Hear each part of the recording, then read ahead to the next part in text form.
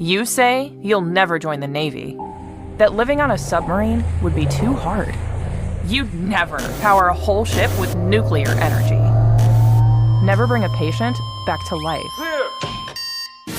Or play the national anthem for a sold-out crowd. Joining the Navy sounds crazy. Saying never actually is. Start your journey at Navy.com. America's Navy, forged by the sea.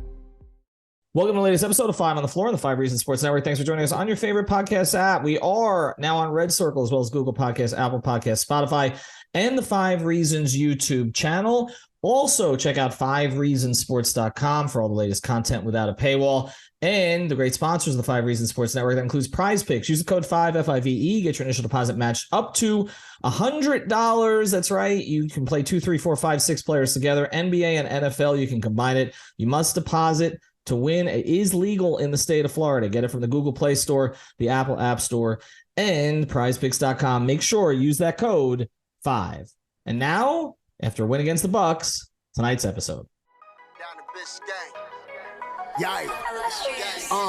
5 on the floor, ride for my dogs. Where here's the thing, you can check the score.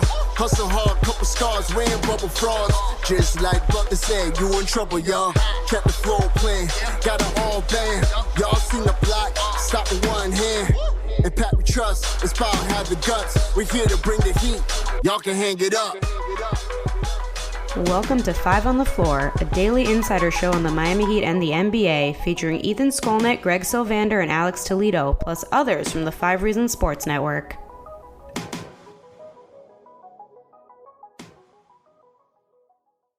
All right, Ethan Skolnick back on 5 on the Floor. We're going to do a quick one here tonight. I think that's what this warrants.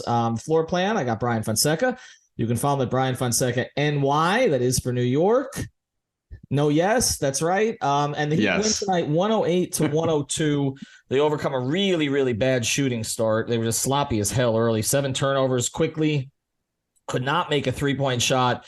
But they do get it together. They played with pretty good energy tonight. They again made all their free throws. That is saving them right now. They made 40 in the last game. They made them all again tonight, which is pretty remarkable. Again, Jimmy Butler tonight with just 5 of 13 from the field, 17 points, but 11 rebounds. Credit to our guy David Eversole for picking the over there on Prize Picks tonight in our pregame show. Bam Adebayo 24 and 12. Gabe Vincent though 28 points. Max Strus with 12. He was one of 7 from 3. Victor Oladipo with 14 off the bench on 5 of 15. And Orlando Robinson and Jamal Cain got the other minutes. No Hero, no Lowry, but of course the story was for the Bucks, no Giannis, no Middleton, and no Ingles. So they were pretty shorthanded tonight, and the Heat did what they were supposed to do. So what I want to do tonight, and again, going to be a quick ep, is I want to look macro versus micro here with Bryan. Because the micro, I don't really think we care about this game that much, except that they won a game they should win against a team that didn't have all its best players. But we know Miami typically has lost some of these games that they shouldn't lose. But the macro is that they're 11-5 in their last 16. And Eric Reed made sure to mention that as they came off the floor. And Eric Spoelstra keeps talking about how he's seeing good things, and you see a first quarter tonight, you're like, okay, what is he seeing? But then at least they've shown some resolve lately. I'll give them credit for that. The Nets game, the last game against OKC, they did compete. Tonight, again, the Dedmon suspension could have been a bit of a distraction. Didn't turn out that way. They don't have Hero. They don't have Lowry for what that's worth of late. But they do rally. They do win. They don't blow it. Are you more inclined to look at the macro or the micro here? Like, are they trending the right direction? It's always the macro for me, especially when you're looking at their next game is against the Bucks, again, at home. And I don't know if Giannis is going to be out for that one as well. I would think not, right? I feel like this was a little precaution, and they figure, all right, 2 games in Miami back-to-back, why not just sit him the first and try to get him on the second, which is going to be early Saturday. So I think there are some things to take away in a micro sense also in this game. And the main thing for me in particular is 2 things. One, Bam took the Brook Lopez matchup seriously in a way that I don't think a previous incarnation of Bam would have, because he was right at him, especially in the fourth quarter before he took a break. There were like a few different possessions where he just would actually try to get his offense against somebody who's been in the Defensive Player of the Year conversation. And all the advanced analytics folks are trying to put Brook Lopez in this conversation, warranted, right? Nick Claxton's another one, et cetera. But I think with Brook Lopez in particular, because this is kind of a rivalry now with the Heat and the Bucks going back a few years, this Jimmy Butler incarnation of the Miami Heat, like this Jimmy, quote unquote, Jimmy and Bam build, definitely rivals of the Bucks given the playoff history and even the regular season history. And for Bam to go at Brook Lopez and take advantage of a matchup that I'm not so sure a previous version of him would have, that really spoke volumes to me. 24-12. It felt a lot better than that, even just watching it. Brook Lopez on the other side was 2 of 12. And the main thing for me, and this is why I think Bam's a better defender, is just the defensive versatility, being able to do things on a perimeter that Brook Lopez just physically can't. You know what I mean? He just physically is not there. And then Gabe Vincent, who I've been tough on this year. If I was in that grades pod that you guys did a few episodes back, people were not going to like my Gabe Vincent grade. I'll say that much. He stepped up tonight on both ends of the floor. This is more of the Gabe Vincent that you would see last year in big spots when Kyle Lowry was down and come in and really have that big two-way game, that two-way presence on the perimeter. He's one of the reasons why, and if you look at this game, the Bucks shot 57 threes. A big portion of that was because guys like Gabe Vincent and Bam Adebayo were not allowing them to get into the paint. So they were settling for a lot of bad three-point shots. They only took 32s. 57 threes and 32s of Milwaukee Bucks. So I commend both Gabe and Bam for doing that. And look, when you look at Bam and Gabe, and again, we've been waiting for a game from Gabe because we've talked about Gabe and Max and this idea of, okay, are you going to get growth this season? In Max's case, he's been, I think, put in some unfair positions. He's kind of bounced around all over the place. They've had expectations. And because of the shortages, Gabe has been one of the shortages, though. Like, Gabe has been one of the guys who hasn't been there consistently and hasn't played all that well. Or at least there doesn't seem to be growth from last year. It kind of started with a knee injury in camp, and it just really has never gotten going. And that's been problematic because with the way Lowry has been so up and down this year, if you had Vincent playing at the level you kind of expected him to kind of get to this season, it wouldn't be as big of an issue. So it does matter that Gabe gets his legs under him. I think that's important. I will say, to me, other than the Bam thing, which I went under on Bam tonight because of the Brook thing, and that ended up being wrong.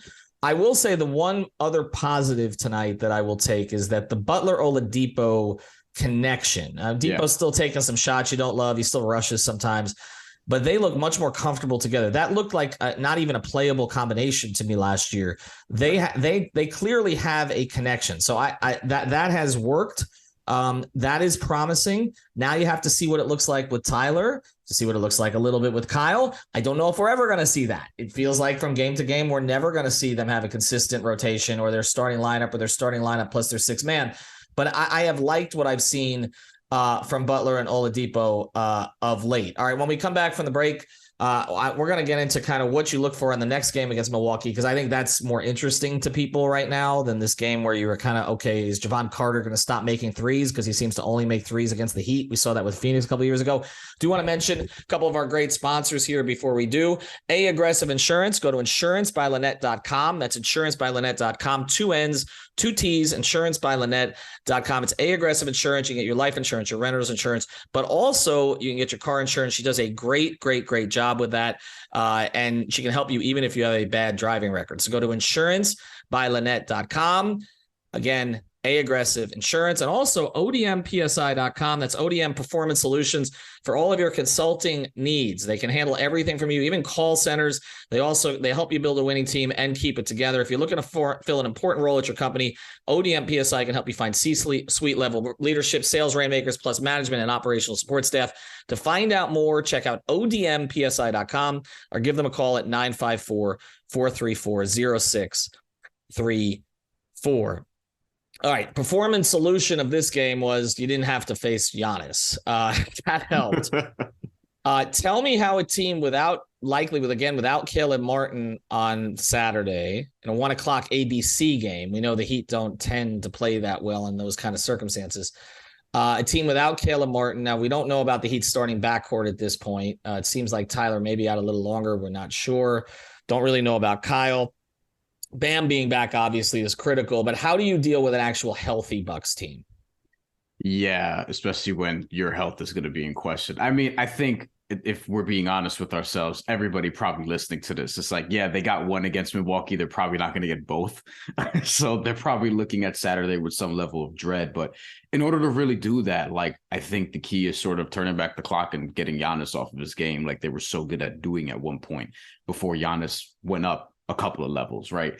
And I think Bam is going to have a similar, if probably even a better performance than he did. But part of what they were doing, right, is just keeping guys away from the paint. Good luck doing that when Giannis is there. And then Giannis will be able to activate their shooters instead of their shooters just, having to dribble and force their way into, putting up contested looks game after game after game. So Giannis is going to unlock so much. If they can get Giannis into foul trouble, like, sure, that'll change your fortune a little bit. But that's going to be a tough game. But then after that, you're looking at like just it's another mini road trip where they're in Atlanta, New Orleans, Dallas. I don't think Zion's going to be back for that game next week.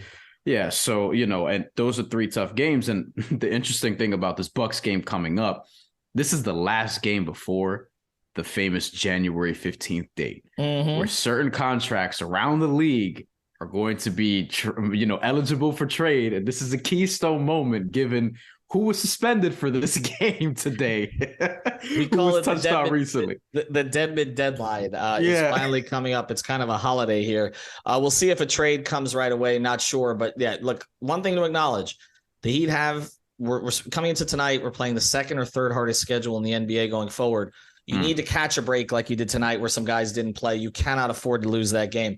Again, I feel like they're just trying to keep it afloat long enough to get to a point, right, where reinforcements come. I don't know if the reinforcements are going to come from inside or outside the roster, but at least they didn't lose tonight. Thanks to Bryan for jumping on here for a quick episode of what we call post splits, when we just go 10 to 15 minutes after game. Be back with a regular podcast tomorrow. Heat win 23-20 now. Have a good night, everybody. Thank you for listening to the 5 on the Floor on the 5 Regional Sports Network. If you're looking to get a new car, you could really cut expenses by bundling your car and renter's insurance with Progressive. Sure, you love your old car, but you know it's not normal to give instructions on how to open the window. It should be self-explanatory, but it's not. And notice how when you're in other people's cars, you can feel cushion in the seats? That's pretty nice, right? No, it's just normal. So bundle your renter's and car insurance with Progressive and put the savings toward a new car. It's time. Progressive Casualty Insurance Company. Coverage provided and serviced by affiliates and third-party insurers. This week at Macy's, get an extra 20% off with your coupon or Macy's card. That's on top of already great deals, like 25 to 60% off cold weather gear for the whole family, 30 to 60% off select bedding and bath, plus 30% off select small appliances. And Star Rewards members earn on every purchase, except gift cards, services, and fees at Macy's, Macy's Backstage, and Market by Macy's. More at Macys.com/Star Rewards. Savings off sale and clearance prices. Exclusions apply.